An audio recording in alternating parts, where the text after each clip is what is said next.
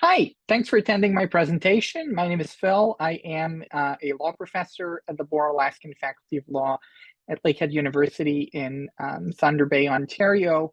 And my presentation is on the impact of the heterogeneity of research on new religious movements, particularly Scientology, how that's developed over the past several years, and how that might affect the path forward. As you'll see, I have this very cool title, which I came up with when I went to a conference. So the anti-cult wars is a label that was used to describe certain activism relating to new religious movements. And cult watchers is actually something I was called on a panel at the Cessna Annual Conference, which is something that will, an organization that we'll talk about a bit more in this presentation. So unbeknownst to me, they put me on a panel that had cult watchers in it. And so I thought the opposition between the two was pretty cool, and trying to see where we might get, right, between the people who are vehemently in favor of new religious movements and people who are vehemently opposed to them, and perhaps trying to find both some common ground and a more kind of neutral or intermediate stance in research, perhaps going forward. So this project is really related to an article I just published in the ICSA journal, so the IJCAM, I think, which you can find on the internet. I was going to put the link on there, but it's long. It's pretty much easier to Google me, I think. But it's titled "Echoes of Responsibility," and it discusses the importance of scholarly responsibility to research, and especially research regarding new religious movements.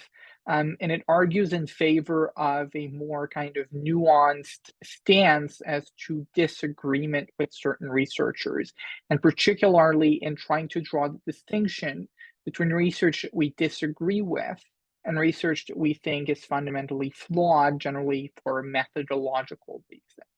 So I start out with my prior research in that article, which is concerned generally the importance of academic research to religions. So religions benefit from certain very important and fundamental benefits under the law, generally in two separate groups. The first one has to do with constitutional protections. These generally attach inherently, which means you don't have to be a good religion, you don't have to meet additional criteria. As soon as you show that your religion, they attach, right? Government doesn't get to say there's some other reason why you should not benefit from these exemptions. So these are constitutional protections, and on the other end, there are certain statutory protections, generally in the context of taxation, for example, which do not attach inherently. So where the government will not have to give it to you and will be able to say, right, if the religion is not good, then we'll choose to add additional criteria that don't relate to just being a religion, and will bar the religion from being able to get tax exemption. In all of these processes, so whether in court cases or legal processes that attribute religious status pursuant to the Constitution or pursuant to certain statutes, both of these kind of groups of processes afford great importance to the role of experts, because they're thought to be independent, because the tests require the opinion of people who are familiar with what constitutes a religion or what a specific religion believes in. As a result of that, religions have understood that they need experts to be on their side. And we've seen that very acutely, and I described that in a number of my research projects, including some that I've presented in earlier years at earlier conferences. Especially Scientology has been particularly aware of that and been able to use that kind of strategically. So to try to intervene, not just in trying to find experts that agree with it, but trying to have more experts in the first place, which is to say to catalyze kind of the production of academic research, especially in recent years. So I argue that there's been a change in kind of strategy on that. So before 2015 or so, Scientology didn't care about that. It just thought it would attack experts that it disagrees with, and that would be sufficient, because if they're not credible, no one's going to listen to them anyway, right? That was Scientology's position. 2015 or so, we see a pretty significant change in strategy where Scientology says, no, we want to favor the production of academic research, both directly and indirectly, and trying to cultivate a group of scholars that agree with it, that think that it's good religion, it's generally persecuted as a result of that, should be subject to very few restrictions by the government, and should get access to the benefits that we mentioned, right, constitutionally or by virtue of a statute. And we've seen that, right, that break in the historical homogeneity, right, fancy word there, of Scientology research, just to say most people used to be opposed to Scientology. But as a result of that change of strategy, which has been pretty successful, we've seen the emergence of more pro-Scientology scholars. And that's with the emergence of an organization called CESNR. That's the argument I make, at least, which has a journal, which is ostensibly peer-reviewed, that produces a lot of research that's favorable to Scientology.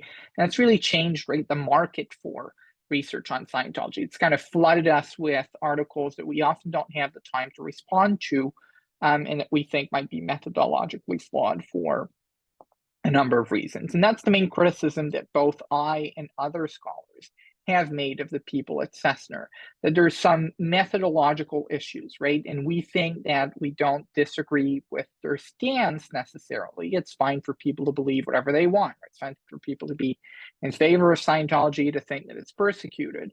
But we think that oftentimes with that research, there's methodological problems. We think it's flawed, right? We think these people don't meet the kind of minimal standards that apply to academic research. And as a result of that, it's worthy of being criticized as to its value, not just the substance of what it says, right? Whether the substance of what it says should be accepted as a legitimate and complete part of academic discourse.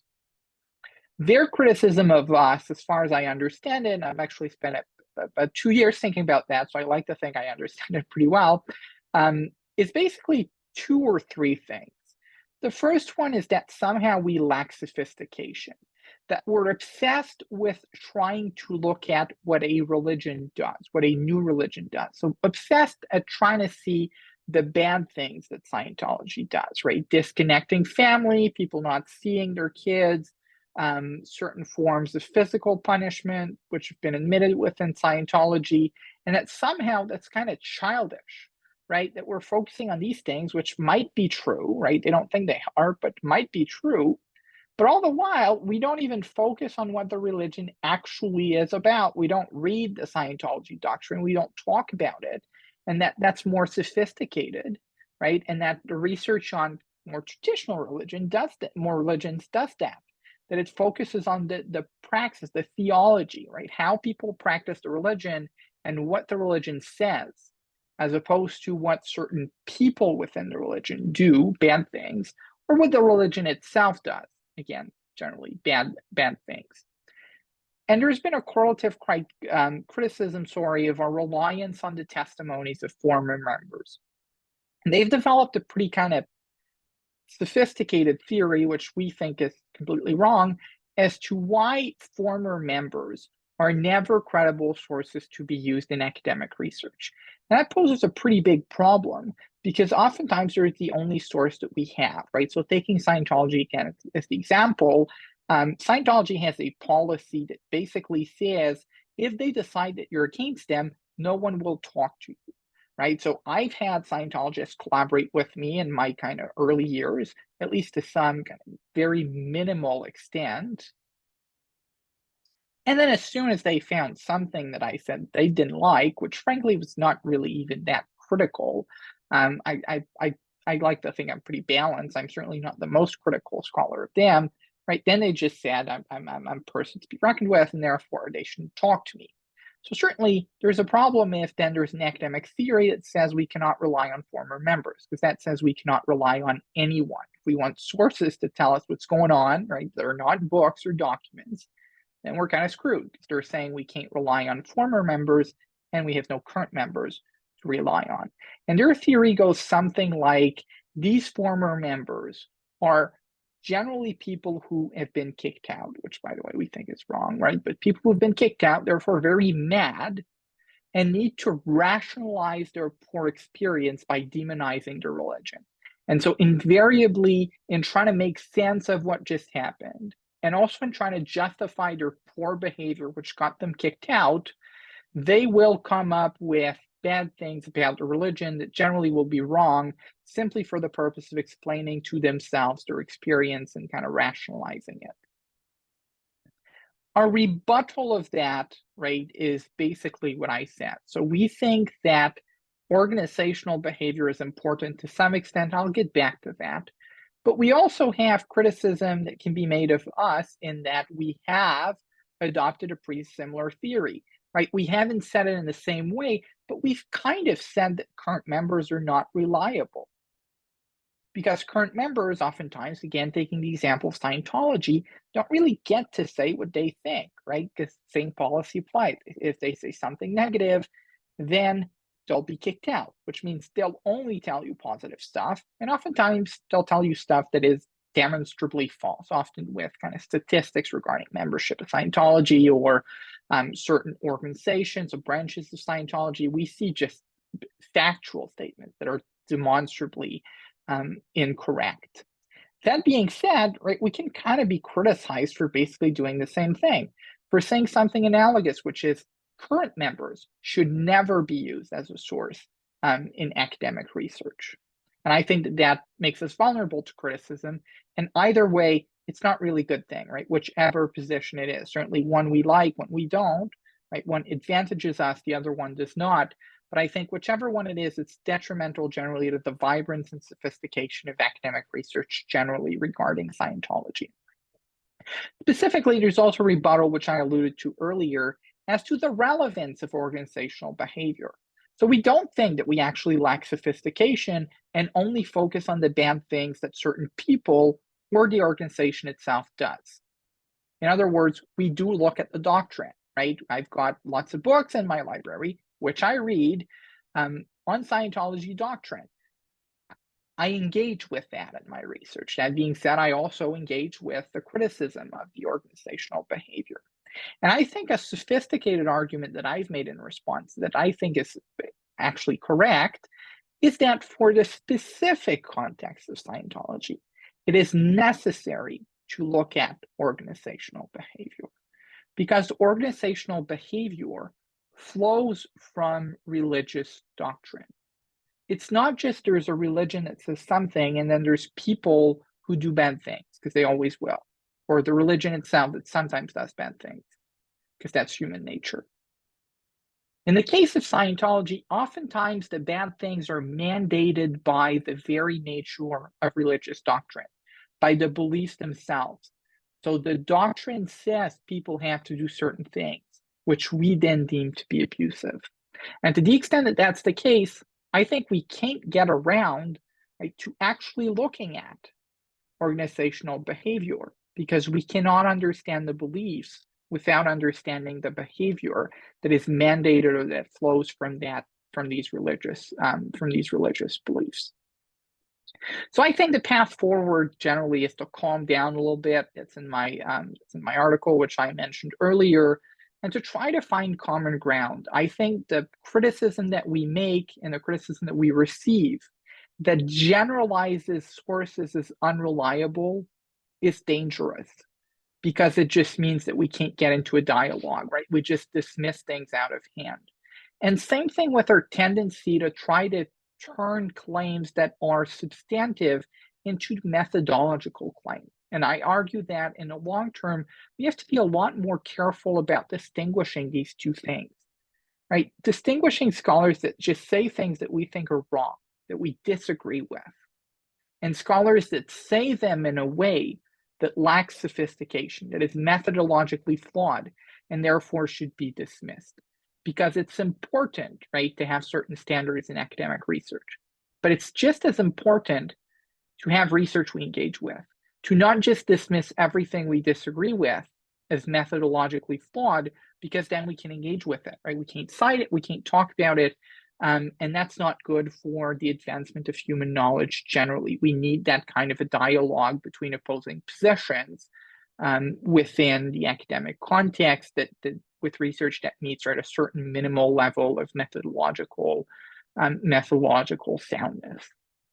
And finally, I conclude in the paper, as I do now, that we actually have some things in common. And the main thing that I think is highly positive about Scientology research goes back to that criticism of members and former members. Because regardless of which way it is, it says something about us, and that is that we talk to members or former members. We are very good, and I think in a way that's pretty unique among various fields of academic research generally, in getting into our research the opinion of the people that really matter, the opinion of the people who practice the religion or who suffer from the consequences of having practiced a religion, and making our research both clear and useful to them, right, relevant to them, and also responsive to their needs and their preoccupations, which I think is a fundamental aim that all scholars should have, and that lots of other disciplines should think about.